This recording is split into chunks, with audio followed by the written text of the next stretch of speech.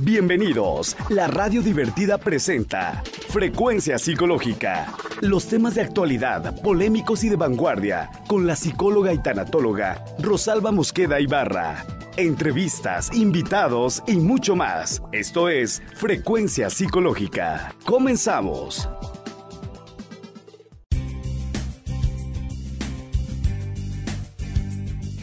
Buenos días, 11 de la mañana en punto. Nos encontramos en una emisión más de Frecuencia Psicológica Radio a través de la www, La Divertida Radio. Amigos, el día de hoy tengo como invitada a la psicóloga Nitzi Danae Belmonte. Bienvenida, Nitzi. Hola, muy buenos días, Rosalba. Te agradezco primeramente la invitación.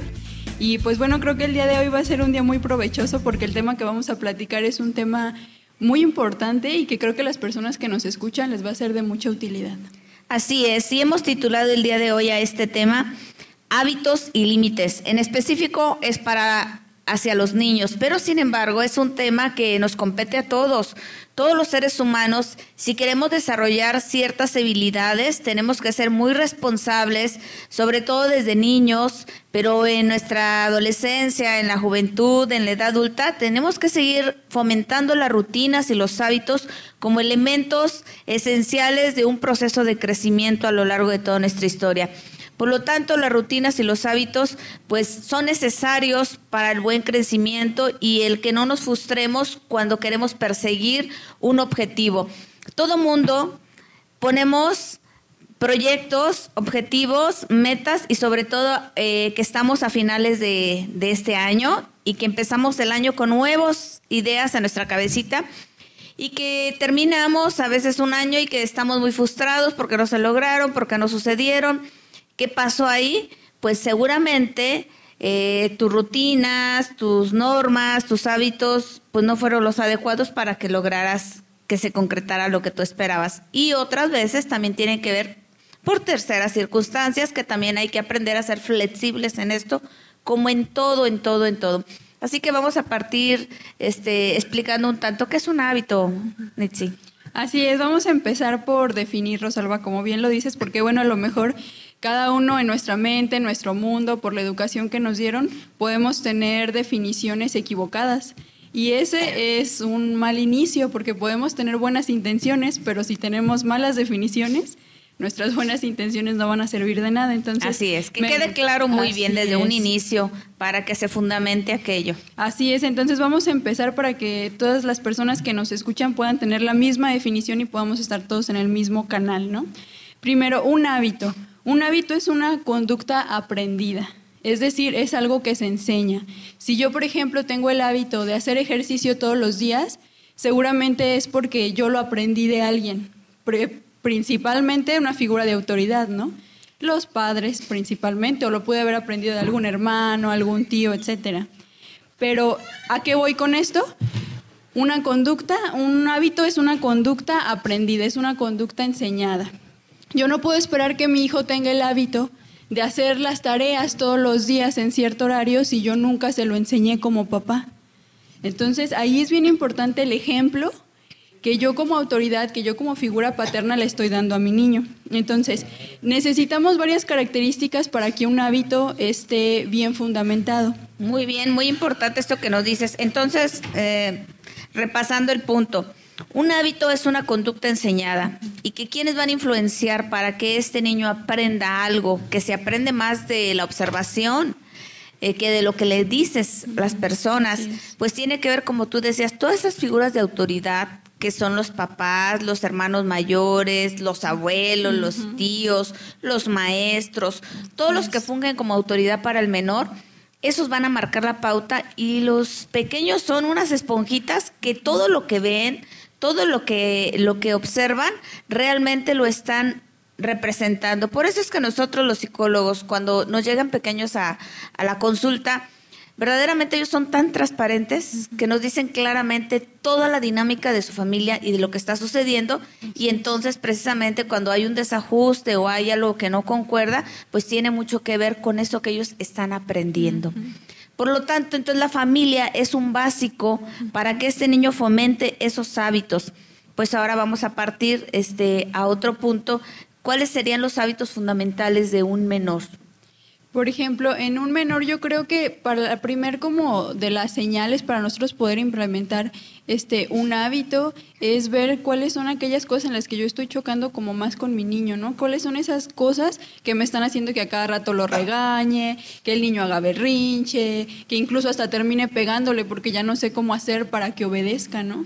Entonces, por ejemplo, ahí lo primero que yo tengo que hacer, que en consulta es lo que más se escucha de los papás, es las tareas, por ejemplo. Entonces, un hábito, ¿cuáles son los hábitos más importantes? Los que impliquen una responsabilidad en el niño. Y cuando son pequeños, bueno, su principal responsabilidad pues es la tarea, por ejemplo, ¿no? Entonces, ¿qué tengo que hacer yo? Pues primero como papá tratar de venderle la idea a mi hijo. Porque los niños, como bien dices, son esponjitas y son súper listos, ¿sabes? Uno puede pensar, ay, el niño tiene 5 años, él ni cuenta se da, él ni sabe. No sabe, no se da cuenta. Y claro nada. que no, como tú dices, llegan a consulta y nos dicen cosas que uno dice, híjole. Se sorprende. Así es, entonces los niños claro que saben y los niños claro que entienden. Entonces, ¿qué debo hacer yo como papá? Sentarme con el niño y decirle, ¿sabes qué? Yo me he dado cuenta que cada que vamos a hacer la tarea, nos peleamos. Y yo termino regañándote y pegándote y yo ya no quiero que eso pase. Entonces, ¿qué estoy haciendo yo? Estoy ofreciéndole como otra alternativa al niño, ¿no? Entonces, ¿qué quiero hacer a partir de ahora? A partir de este día, nos vamos a sentar a hacer la tarea, por ejemplo, a las 5 de la tarde. Y a las 5 vamos a hacer la tarea. Entonces, ahí eso va a implicar que yo como papá me dé el tiempo también a eso, que es una cuestión muy importante, ¿no? Que yo vea que un hábito no nada más es, a ver hijo, a ver, ahí van los hábitos, yo tengo que estar bien comprometido también. Y si quiero inculcar un nuevo hábito en mi hijo, yo debo de estar consciente de que me va a quitar a mí también tiempo, de que voy a tener que dejar de hacer lavar, planchar o incluso trabajo, pero que es, digamos, así como un regalo a futuro para el niño, porque como bien lo dices, tiene que ver con ir siendo el niño consciente de que estas cosas que al parecer no son agradables o gratas, pero le van a servir en un futuro para cualquier situación de la vida diaria. Creo que has tocado un punto muy importante que se llama tiempo. Definitivamente, cuando el padre de familia, la madre de familia tiene una responsabilidad de este tamaño, nunca piensa realmente la trascendencia que va a tener esto en un futuro adulto que va a ser su hijo, y que si no le invierte tiempo cuando es menor, lo va a gastar, aparte de dinero, mucho sufrimiento y mucho tiempo que va a tener que invertir en el hijo adulto. ¿Por qué? Porque un hijo cuando se le dedica es como una plantita chiquita, un arbolito de limón, vamos a llamarlo, una plantita chiquita. Si no le pones los límites, no le resguardas, no le enseñas que se tiene que ir en cierta dirección y dejas que cualquier cosa llegue a poderlo afectar, pues entonces va a tener problemas. Pero si tú aprendes y le enseñas y le direccionas y le explicas, como tú dices, con esta precisión de que aunque sea niño, tú le puedes hablar con mucha seriedad. ¿Sabes qué, hijo? Nos damos cuenta y me doy cuenta que cada que nos sentamos, peleamos. Pero ahí está hablando un papá, una mamá adulta, madura. Pero desafortunadamente la realidad es otra. ¿Cuántas veces no el papá o la mamá sienta al niño a base de fregadazos, así literal, con malos tratos, con gritos, con insultos, hasta con golpes para que el niño o la niña se siente a hacer la tarea? Dime tú, si a ti tu jefe te tratara de esa forma, que pusieras a hacer la tarea, a que hicieras tu trabajo y vaya que a ti te pagan, ¿cómo responderías? Desde ahí vamos a empezar, que necesitamos educar. Primero nosotros como padres hacernos conscientes de este regalo que tenemos, de este compromiso que es nuestros hijos, y es un compromiso voluntario, porque es hijo de tu amor, es hijo de tu decisión, es hijo de tu relación, y es tu compromiso, no es de la abuela, no es de la tía, no es de la vecina, es tuyo, y que le tienes que invertir tiempo ahorita que es menor, porque conforme lo vas enseñando va avanzando en años y te vas dando cuenta que cada vez lo vas dejando más solito a hacer sus actividades, y que cuando llegue a cierta edad ya no tienes que estar sobre de él o ella porque ya va a fluir, ya aprendió lo que le enseñaste. Pero otro punto bien importante es la congruencia. Si yo digo una cosa y hago otra, el niño o la niña te están observando. Así es. Cierto. Y fíjate que esto es bien importante, Rosalba, Porque pareciera que es a lo mejor una pérdida de tiempo el sentarme con el niño, el dedicarle una hora o el tiempo que se lleve a hacer la actividad que yo deseo que implementar como un hábito en él. Pero como bien lo dices, es una inversión a largo plazo, porque cuando el niño pasa en 2, 3 años o incluso a veces hasta menos, depende obviamente como de cada niño, el niño ya no va a necesitar que tú estés ahí pegada a él. Porque como dices, ya en tu base, en su infancia, tú ya lo hiciste. Entonces, a lo mejor ese tiempo que tú invertiste, y yo no digo perdiste porque va a ser una inversión, ese tiempo que tú ya invertiste con tu niño, 1 año o el tiempo que haya sido necesario invertirle, ya te lo ahorraste el resto de su vida. Y créeme que va a ser un niño más sano emocionalmente, un niño más feliz y un niño competitivo para salir a la vida real. Porque eso es algo bien importante, que a veces los papás piensan que todo el mundo va a tolerar a sus hijos como ellos los toleran. Y no es cierto. No es verdad. Y luego va creciendo el niño o la niña y los papás hacemos promesas bien irreales y también les pedimos cosas bien irreales. Si sacas 9, 10, te voy a dar tal o cual cosa que tú estás pidiendo. Y entonces le pides a aquel niño que sabes que no es competitivo, a aquel niño que sabes que es disperso, a aquel niño que sabes que es una calamidad a veces, a aquel niño que no le enseñaste, le estás pidiendo algo que no está acostumbrado a hacer. Uh-huh. Y entonces es que la queja constante es que trae sus cuadernos sucios, que no llega a las tareas completas, que no cumple con sus materiales, todo eso. Y tú le vas exigiendo porque cada vez la sociedad le va exigiendo más en la escuela, en lo académico, y entonces tú empiezas a generar intercambios y te doy, y te compro, y te dejo, y te castigo, y te pongo, y te quito, y no va a funcionar. Aunque sea ya un niño más grandecito, un jovencito, tú tienes que volver a hacer eso que no hiciste antes.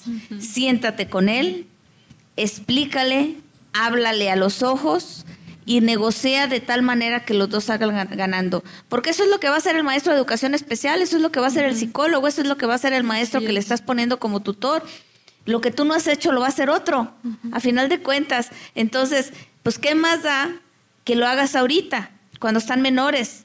O en cualquier época que tenga que ser, así será. Bueno, ¿qué más tenemos en relación a los hábitos? Ok, otra parte bien importante y que bueno son los puntos que ya vamos tocando es después de que yo sepa cómo venderle la idea a mi hijo y pueda ofrecerle y decirle esto lo estoy haciendo porque ya no quiero enojarme contigo, porque ya no quiero pelear. Entonces, después, ¿qué debo hacer? El segundo paso es que esa conducta debe ser constante. Por eso ahorita tocábamos la parte del tiempo, ¿no? Si ya decidí que voy a hacer todos los días, sentarme con él a tarea a las 5 de la tarde, debo hacer algo que debo hacer todos los días, nada de que hoy y ya mañana llegó la comadre y ya pasado mañana me salía no sé dónde y el otro hijo le tenía muchas cosas que lavar. Y entonces pasa la siguiente semana y quiero que el niño ya esté bien puntual a las 5 cuando yo no me di a la tarea de hacerlo. Entonces, es otra parte bien importante, ser constante. Otra cosa, a veces llegan los papás a consulta desesperados, es que a mí no me ha funcionado, ya lo intenté 3 días y no funciona.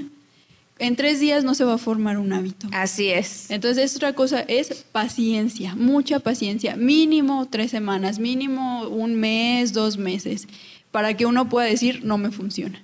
Así Antes de ese tiempo no es creíble, tienes que esforzarte más, papá, lo siento, pero así es. Es igual que cuando van a consulta, ¿no? Llevan al niño ya a la psicología, a la pedagogía, y dice, pues es que ya lo llevé al psicólogo y no funcionó. ¿Cuántas veces lo llevó al psicólogo? Pues serían unas 2 o 3 veces. No, imposible. Miren, en la primera le hicieron la entrevista, en la segunda hicieron un encuadre, empezaron a ver puntos, y en la tercera empezaron a arrancar y usted no empezó a arrancar. Claro. O generalmente los padres de familia son los inconstantes. El niño quiere y los papás, ay, no es que voy a ir a tal lado, ay, no es que hace frío, no es que ahora no, mejor vas para el otro. Y el niño se queda llorando, el niño se queda con que yo sí quiero ir.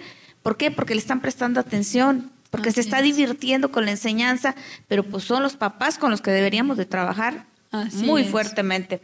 Pues por aquí, psicóloga Nitsi, ya nos empiezan a llegar los comentarios. Por aquí dice Sandra Mabel.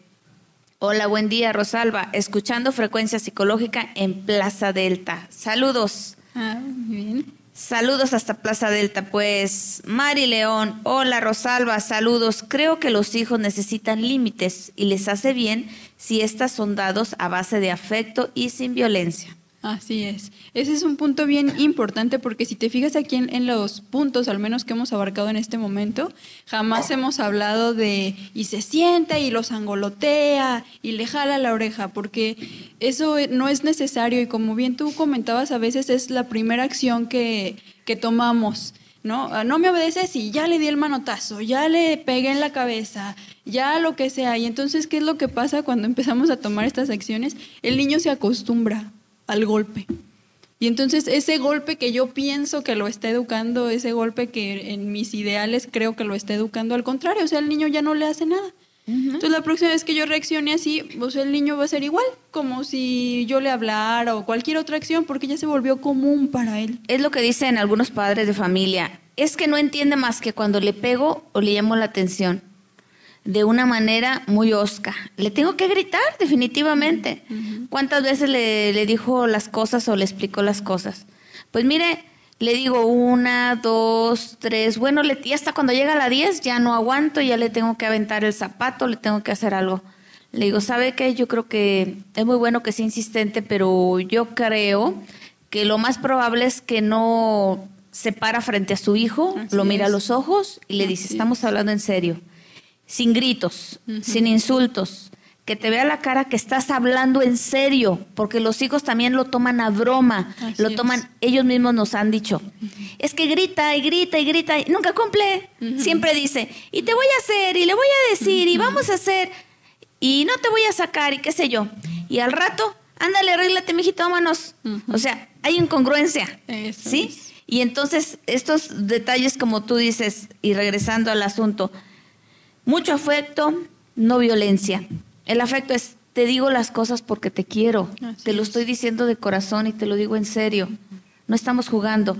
Y mucho menos te voy a violentar porque no va al caso. Creo que ellos nos violentan más cuando pasamos desapercibidos y somos ignorados, pero pasa por lo mismo, porque eso han aprendido. Vaya, tomando en cuenta con lo que iniciamos. Claro. Ellos aprenden a reaccionar como nosotros les hemos enseñado. O, si no somos nosotros, ¿con quién se junta? ¿Quién lo educa? ¿La televisión? ¿Los programas? ¿Con quién se está juntando que está aprendiendo estas conductas? Quiere decir que tú no le estás dedicando el tiempo suficiente para que otros lo estén haciendo. Y vaya que son niños a veces de 3 añitos, 2 añitos, 5 añitos, 8 añitos, y ya tienen unas conductas que tú dices, caramba, mira cómo manipula a los padres. Así es. Y entonces dice uno, ¿qué está pasando aquí? No hay autoridad. El padre y la madre no terminan creyéndose que ellos son el ejemplo a seguir, que ellos son el vínculo de amor que siempre va a estar ligado para obedecer en buen plan, porque se supone que los padres nunca quieren un mal para un hijo. No, jamás. Y entonces, si no se lo dices con autoridad y con amor, no te van a obedecer. Entonces, el punto que rescataremos de esto es que el padre se la crea. Así es. Como bien dices, porque al parecer yo creo que ahorita tenemos una crisis de autoridad en todos los sentidos, no nada más en la familia. Así es. Pero desafortunadamente creo que en donde más se está viendo el impacto de esta crisis de autoridad es en la familia. Y nosotros como psicólogos lo vemos en la consulta diaria, ¿no? Es el principal problema. Los papás pueden ir por otro motivo a consulta, pero siempre va a salir algo de la conducta. Siempre va a salir. Y cuando uno empieza a escarbar un poco más en la historia de esa familia, te das cuenta precisamente de eso, de que no hay autoridad, que parece que es el hijo quien manda, parece que esa jerarquía ha cambiado, ¿no? Y es algo que no es sano. Es que se han perdido los roles. A lo largo de los tiempos, estamos conscientes de que los padres de familia ambos tienen que salir a trabajar. Pero cuando el hijo o la hija se da cuenta que no hay una cabeza a quien seguir en forma tal, se pierde. Y entonces, muchas veces el hijo mayor le toca hacer el rol de padre de familia. Y creo que ahí empieza el detalle. Sí nos podrán apoyar, sí nos podrán ayudar en ciertas cuestiones, pero ellos no son el papá y no son la mamá. Y que quede claro, muchas veces, ¿cuántas veces el hijo no es el papá de los papás? Y también ahí está el verdadero problema. Definitivamente caes en la cuenta de todo esto. Y yo me asusto, pensar si en la situación actual, la sociedad estamos viendo que ya no hay autoridad por por los gobernantes, no hay autoridad por el presidente, no hay respeto por los maestros, no hay respetos por nada ni nadie, y que estamos viviendo estas crisis. Ahorita los niños que se están educando con todas estas corrientes y con toda esta sin razón, digo yo, ¿qué será? Una guerra total. Así es. Donde de veras va a ser sin cuartel, todos contra todos, y es muy lamentable que esté sucediendo esto, es muy terrible.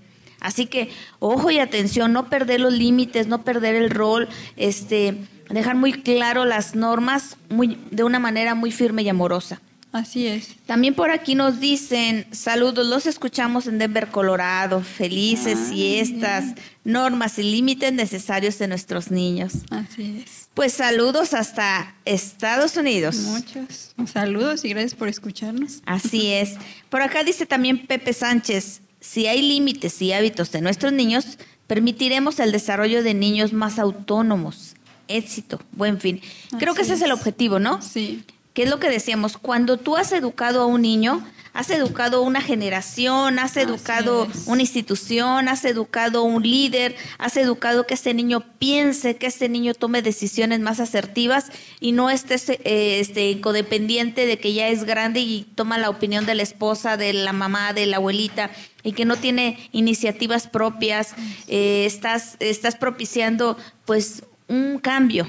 Así es, y un cambio de por vida, en su estilo de vida, en su destino prácticamente. Así es. También por aquí dice Yolanda Jacome, nadie nace aprendiendo a ser padre, pero por sentido común y naturaleza debemos de saber que a un hijo no se le trata con violencia.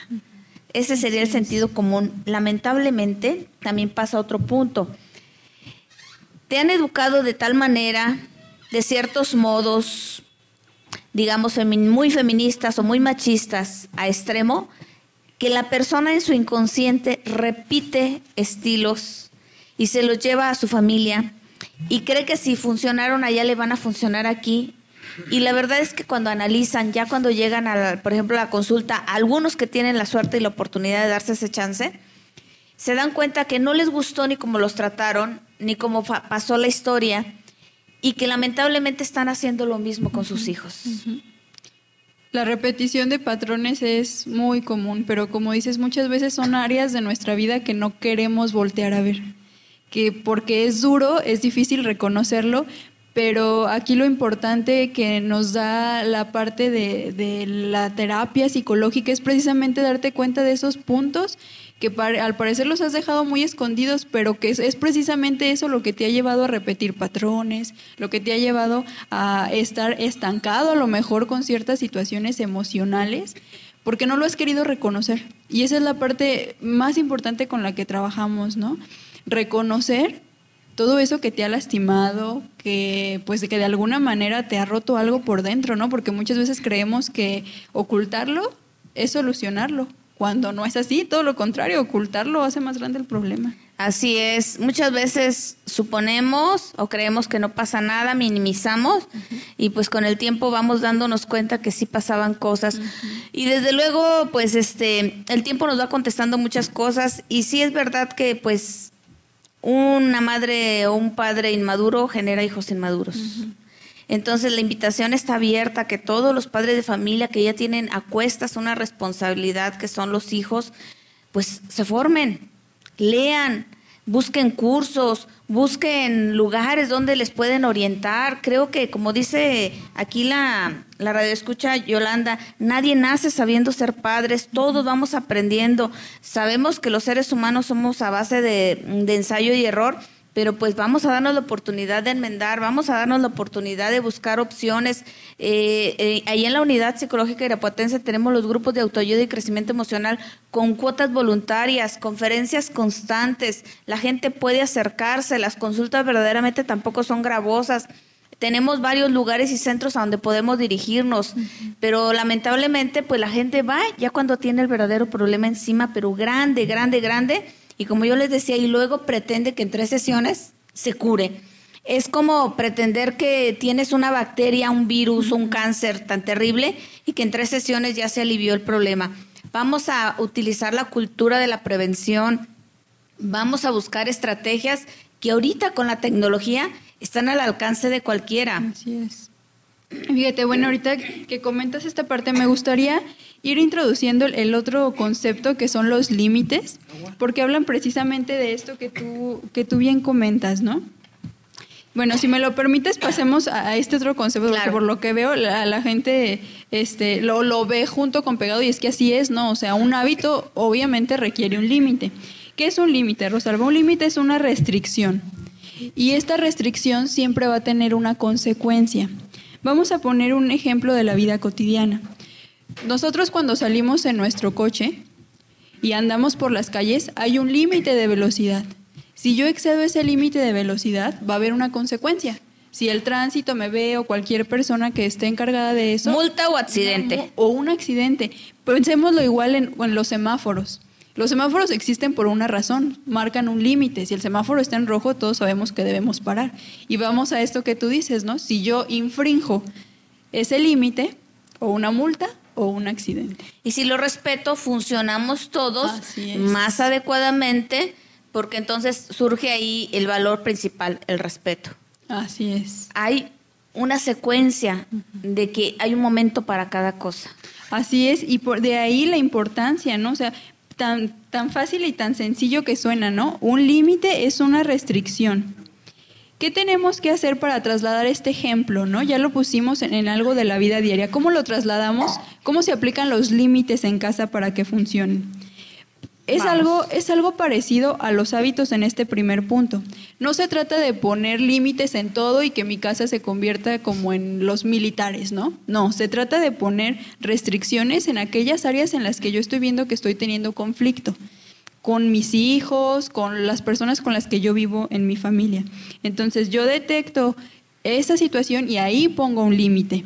¿Cómo pongo este límite? Algo bien importante es comunicarlo, porque a veces los papás o la familia piensa que todos tienen telepatía y es que yo pensé que, como la otra vez te comenté, pensé que no, hay que ser muy claro. Si yo quiero implementar un límite nuevo en mi familia, lo primero que tengo que hacer es comunicarlo. ¿Sabes qué, hijo, hija? Pensemos en hijos un poquito más grandes que ya salen, ¿no? A fiestas o con amigos. La hora de llegada es a las 10 de la noche, porque a veces decimos, llega temprano. Que es temprano, porque temprano puede ser a las 7 de la mañana del día siguiente. Así es, el hijo puede decir, yo llegué temprano. Entonces, a veces generalizamos y luego nos enojamos porque no respetan ese límite cuando ni siquiera lo explicamos bien. Entonces, hay que comunicar el límite y hay que comunicarlo de una manera clara y específica. Y también la consecuencia que va a tener. Y acompañada, así es. Ajá. Así es, de la consecuencia. Y un punto que comentabas hace un momento, Rosalba, esa consecuencia debe ser real. Porque a los papás les gusta exagerar, les gusta irse a los extremos. Que el hijo no recogió su cuarto, nunca más te voy a dejar salir. No, pues ese nunca más, imagínate, y cuando ya al día siguiente ya le permitiste, ¿por qué crees que te digo que dicen los hijos? No es cierto, grita, dice, y nunca cumple. Y nunca lo cumple porque ni lo positivo ni lo negativo. Y eso es peor todavía. ¿Y por qué? Porque decimos cosas que no son reales, decimos cosas mientras estamos enojados, y yo creo que eso es uno de los errores más grandes que cometen los papás. Un consejo que yo aquí tengo es, hay que actuar por convicciones, no por emociones. Así es, eso queda muy clarísimo, y tal cosa así debe ser. Entonces ya nos quedó muy claro que eran los hábitos, eran enseñanzas que se nos hacen, y los límites son necesarios, estas restricciones para el buen funcionamiento de todo lo que pretendemos que se logre en el hijo, porque el hijo es nuestra responsabilidad. Lo enseñamos, lo formamos, lo aventamos a que viva de una manera libre, de una manera comprometida con la vida para en el encuentro con su propia felicidad. De otra manera, pues ni va a ser feliz él, ni tú como padre de familia. Y ese es el reto. Vamos a ir a un corte comercial y volvemos en unos instantes.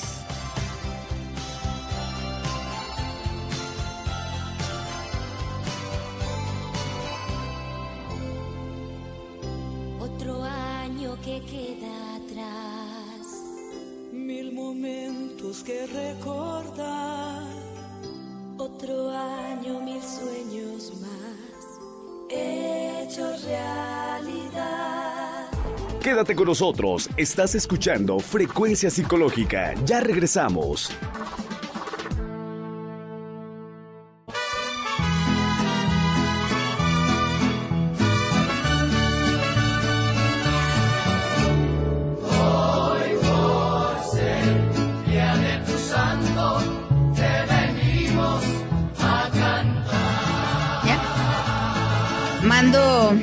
Felicidades a mi amado esposo, Sergio Soto, porque hoy es su cumpleaños.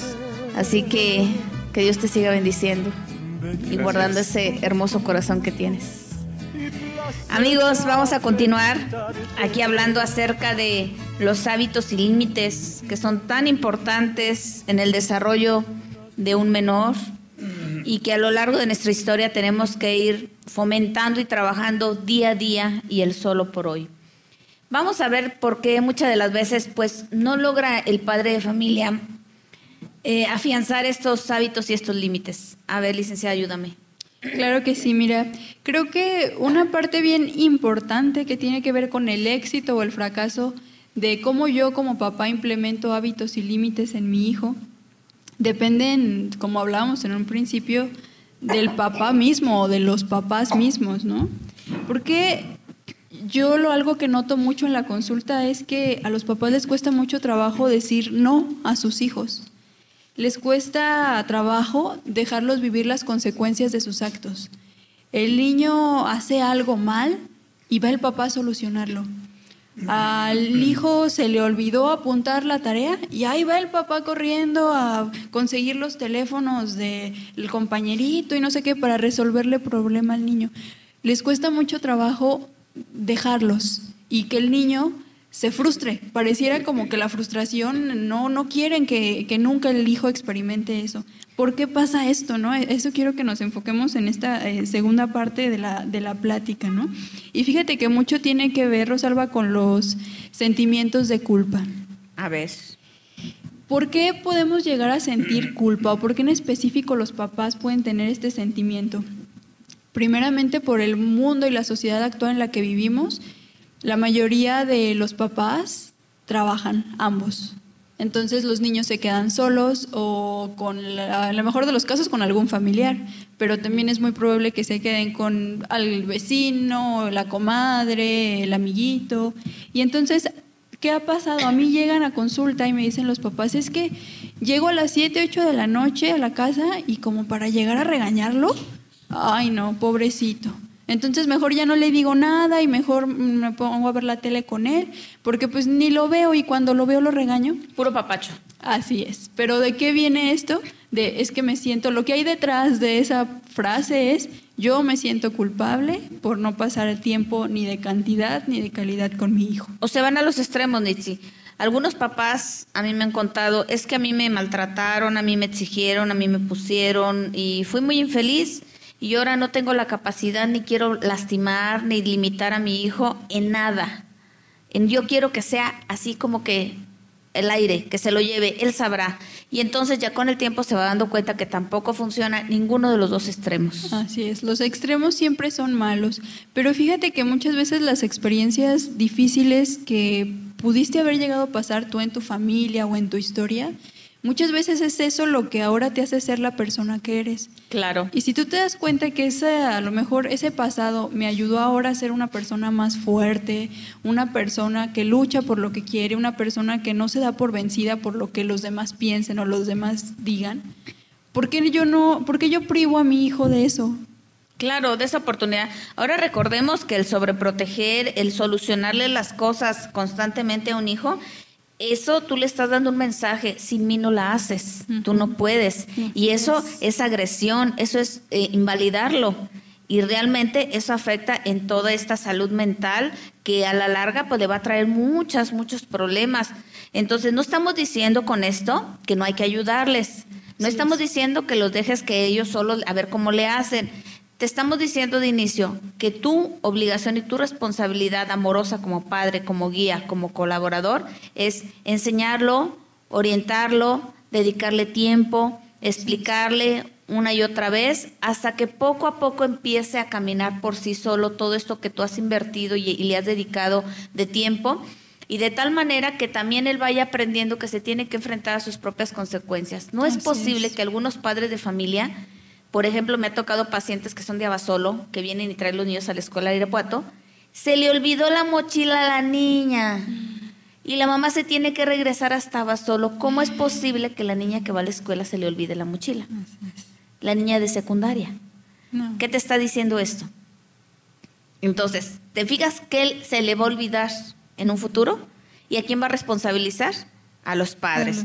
Entonces, aclaremos el punto, ¿verdad? Es que hay que enseñarlos a un poquito a que asuman la responsabilidad y se frustren. El frustrarse no es malo.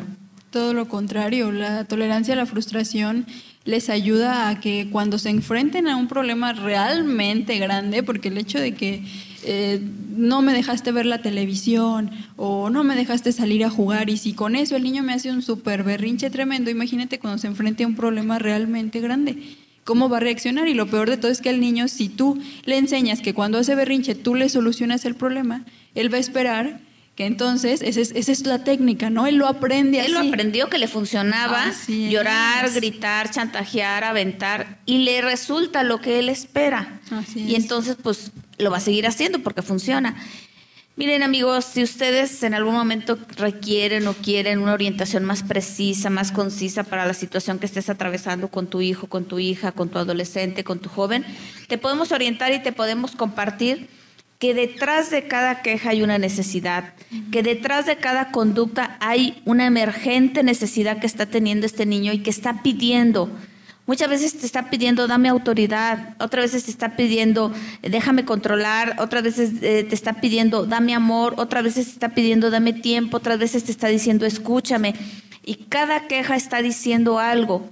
Y entonces vas a encontrarle soluciones en conjunto con alguien que puede observar desde afuera qué está pasando allá adentro, porque luego nuestros propios dolores y nuestras propias situaciones no nos permiten ver con claridad, y el psicólogo va a hacer esto, va a ser objetivo con la situación que tú estás pidiendo, y entonces más rápidamente van a salir del conflicto.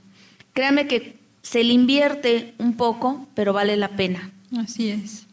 ¿Qué más tenemos por aquí? Pues nos siguen llegando los comentarios. Muy bien. Vamos a ver, dice Fidel Acevedo, escuchando Frecuencia Psicológica en zona centro de esta ciudad. Saludos a la invitada y a Rosalba. Gracias, saludos. Alejandro Duarte, qué difícil es educar a un hijo cuando la madre y el padre salen a trabajar. El niño pues recibe la educación de todos lados, de los abuelos, de los tíos, de las tías, de los primos, al final del día, de los padres, o sea, de todos. Y ahí es donde decíamos, cuando el niño no tiene una cabeza a quien seguir, se va a perder y va a agarrar pues la que más le funcione. Puede ser los juegos, puede ser la calle, puede ser el internet, puede ser la televisión, puede ser el amigo mal indicado. O sea, ¿te fijas? Entonces, cuando uno sale a trabajar, sí tiene que dejar un tutor. En este día, si es la abuela, si es la tía, si es quien sea, te lo encargo a ti. Hijo, obedece a, porque estoy confiando la tutoría a, y sé que esa persona me va a poder decir qué pasó, qué sucedió, qué le sucedió ya a mi hijo, y yo podré dedicarme, de darle calidad de tiempo para preguntarle qué pasó. Y el niño o la niña te dirá, y si no encuentran la solución o la manera, pues entonces por eso están los especialistas. Claro. Por aquí también dice Gina Ramos. Gina, saludos a la invitada. Gracias. Excelente tema. Creo que DIF debería de implementar talleres de este tipo de temas. El gobierno también debería estar involucrado en la sociedad. Sí, pues es un compromiso de todos. Así es. Si la sociedad lo demanda y se arma un grupo suficientemente sustentable de una escuela, de una colonia, de donde sea, el gobierno, DIF en específico, hace caso de estas situaciones. Si tú por escrito en tu colonia, en tu comunidad o en tu escuela solicitas, promesa que ahí estarán. O bien, si también lo quieres hacer mención a la Unidad Psicológica Irapuatense 462-123-5331, también lo hacemos. ¿Por qué? Porque es nuestra vocación, es nuestro compromiso, ayudar a la sociedad a que funcionemos mejor.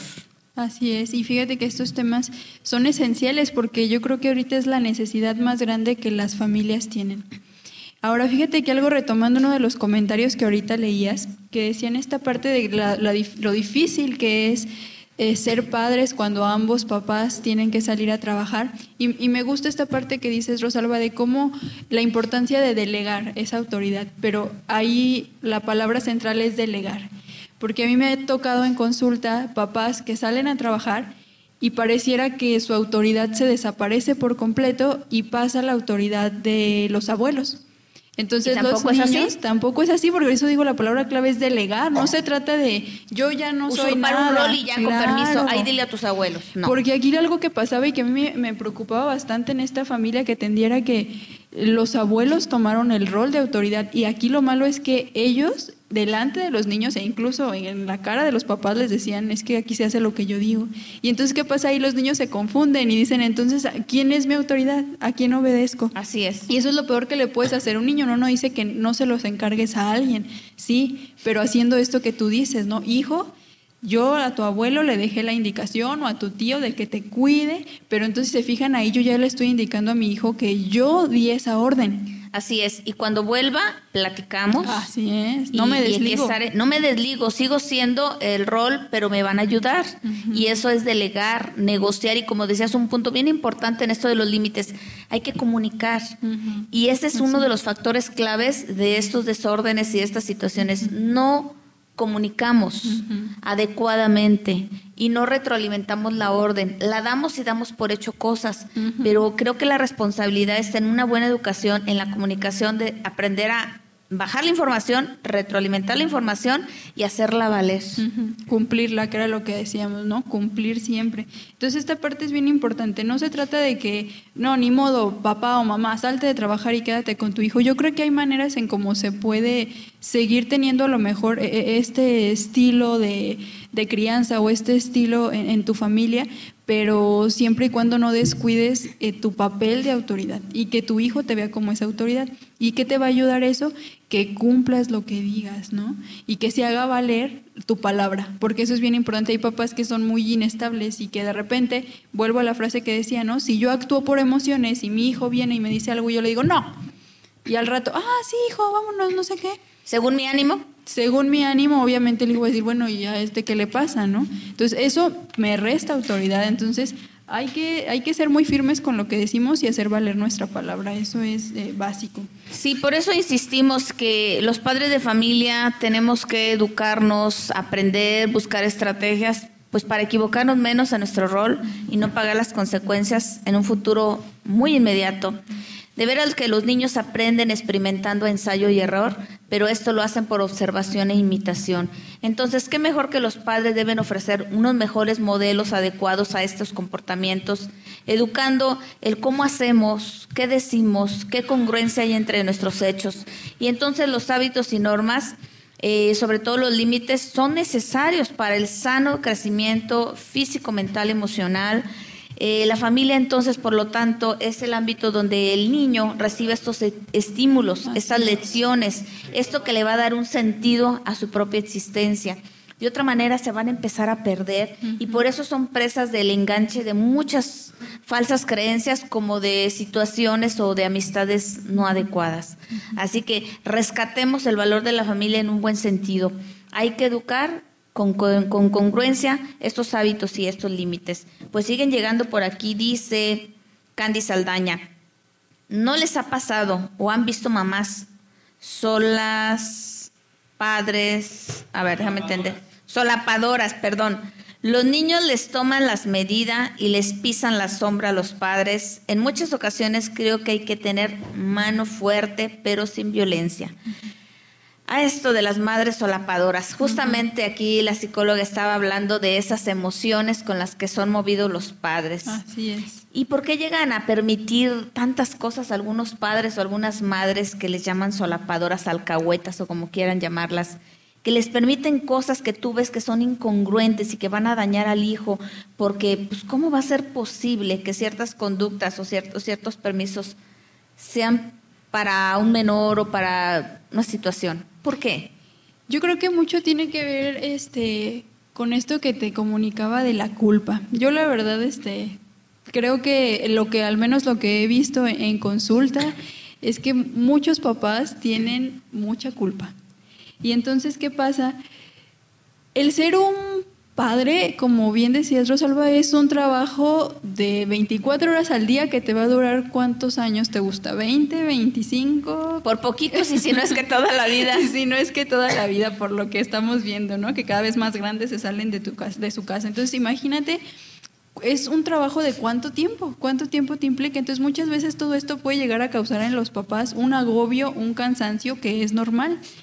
Pero cuando yo siento este cansancio de que mis hijos me están empezando a pesar, inmediatamente me genera culpa. No somos conscientes de ello, por eso recalcamos tanto la importancia de que si yo estoy viendo que algo no me está funcionando con mis hijos, que no estoy siendo capaz de aplicar los límites y los hábitos como yo pienso que son correctos, es porque hay algo en mí que me lo está impidiendo.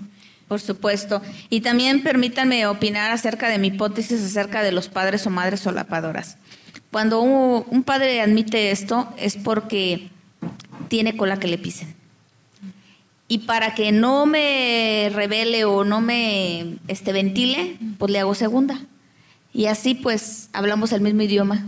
Son como las ganancias secundarias. Son como ¿no? las ganancias secundarias. Así que pues vamos a echarnos clavaditos y vamos a darnos cuenta que esto de solapar a la larga nos va a pesar todavía más. No hay otra cosa más que hablar con la verdad. Y por más dura que sea, hay que decirle a los hijos que también nosotros somos humanos, que también los padres de familia nos equivocamos, que también los padres de familia estamos aprendiendo, que también, pero queremos marcar la diferencia y ya queremos hablar en otro lenguaje.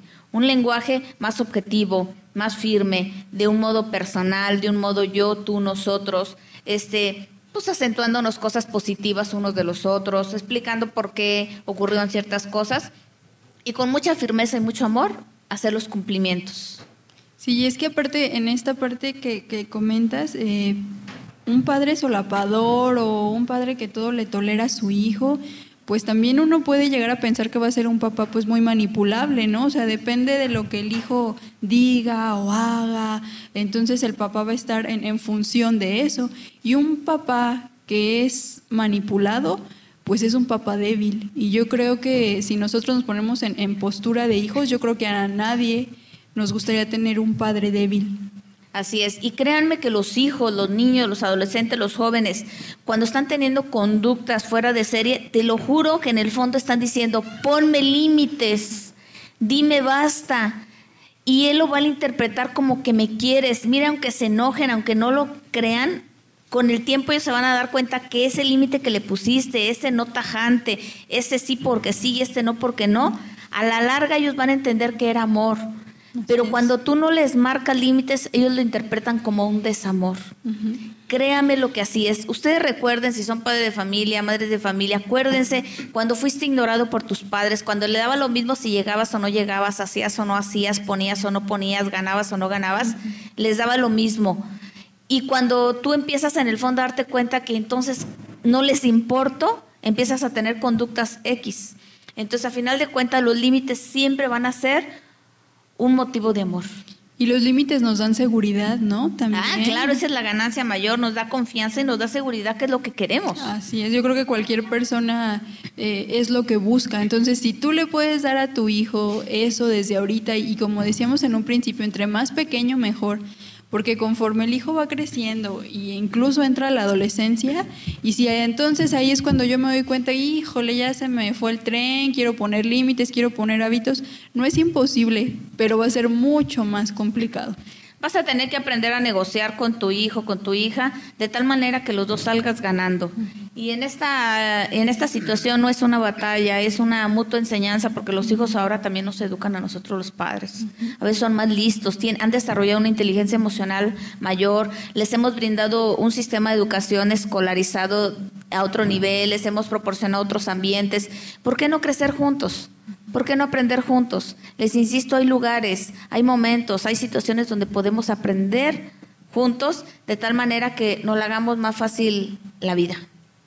Y fíjate que en esta parte la comunicación yo creo que es algo bien importante y que desafortunadamente es algo que se ha perdido mucho hoy en día por la tecnología o por esta parte de falta de tiempo, por muchas cosas, ¿no? Pero creo que es precisamente eso, ¿no? Pareciera que se hablan diferentes idiomas en una misma familia y eso genera muchos problemas. Entonces, ¿por qué no nivelarme o aprender más bien el idioma de mi hijo? Porque hemos hablado mucho de autoridad y que se haga respetar la autoridad, pero eso no significa que yo no pueda aprender de mi hijo, como bien dices, ¿no? Son cosas muy diferentes. y que a veces se retroalimentan o se complementan más bien. El hecho de que yo se afirme con mi hijo y quiera implementar mi autoridad no significa que yo no pueda decirle, hijo, yo también estoy aprendiendo, porque Así somos es. humanos. Sí, definitivamente que nos vean no hacia arriba, que nos vean lineal y que realmente cuando nos ponemos en una situación de humildad, cuando reconocemos y entendemos ciertas cosas, pues vamos a crecer juntos, porque a lo mejor nunca tuve un hijo adolescente y ahora lo estoy teniendo y estoy aprendiendo. Nunca tuve esta situación y ahora pues tengo que buscar la manera correcta de que nos entendamos y fluyamos. Sí, definitivamente esto de la comunicación, esto de la negociación, esto de bajarnos nosotros, los adultos, supuestos adultos, a ellos, a cada nivel del niño, del adolescente, del joven, nosotros podemos bajar. Es más fácil que nosotros bajemos a que ellos suban a entender la cabeza de un adulto con sus propias vivencias. Definitivamente, por más que queramos y dijimos, mira, un día lo entenderás cuando seas adulto, cuando estés en mi lugar, pues sí, pero como eso todavía no llega. Así es. Todavía es una suposición. Sin embargo, nosotros ya pasamos por aquel camino y le podemos decir, cuando estuve en tu lugar, algún día sentí, pensé, ya estuviste, pero ya no me estás contando de que un día podrás estar. Y entonces es más fácil bajarnos que aquellos se suben. ¿Cuántos padres no quieren tratar a sus hijos como adultos chiquitos? O cuántas veces no le exigimos a la niña, a la muchacha, cosas que no están en su edad y que estamos haciendo que ellos en algún momento quieran vivir esta etapa ya siendo adultos. Así que momento a momento las cosas van a ser. Así que vamos a cerrar esto. ¿Qué mensaje le dejas al auditorio, Nitsi? Bueno, pues más que nada yo aquí lo que creo que es esencial es que nos llevemos nuestras definiciones. Un hábito es una conducta aprendida. Debo enseñarle a mi hijo cómo. Un límite es una restricción y siempre debe estar acompañada de una consecuencia. Y lo más importante, si yo quiero que realmente esto tenga éxito en mi familia, en mis hijos, primero debo de revisarme yo. Yo creo que sería el mensaje principal que me gustaría comunicar esta mañana, ¿no? Yo como papá, ¿cómo estoy? ¿Qué me está haciendo falta a mí? ¿Qué estoy necesitando? ¿Qué áreas de mi vida no he revisado? Que puede ser que sean las que estén afectando esa relación con mi hijo, que no sepa cómo comunicarme, que no sepa cómo establecer esos límites, que no sé cómo controlar un berrinche, a lo mejor es algo mío. Entonces, primero, tú, papá, voltea a verte a ti mismo. ¿Cómo estás tú? Así es. Bueno, pues, y cuando no puede uno echarse un clavado sola, pues los podemos acompañar. Claro que sí. Pues yo les dejo un pensamiento que dice, educar a un niño es como sostener en la mano a una pastilla de jabón. Si aprietas mucho, esta pastilla saldrá disparada. Si la sujetas con adecuación, se te escurrirá de los dedos. Pero una presión suave, firme, la mantendrá sujeta. Así y con es. esto, Nitsi, te agradezco mucho el haber estado aquí. Muchas También gracias. con esto, les saluda Ros. Les bendice Dios. Hasta la próxima. Gracias. Otro año que queda atrás, 1000 momentos que recordar. otro año, 1000 sueños más, hechos realidad. Los problemas vienen y van, Y al final todo Esto fue Frecuencia Psicológica a través de la Radio Divertida. No te pierdas nuestra próxima emisión por la Radio Divertida. Frecuencia Psicológica con la psicóloga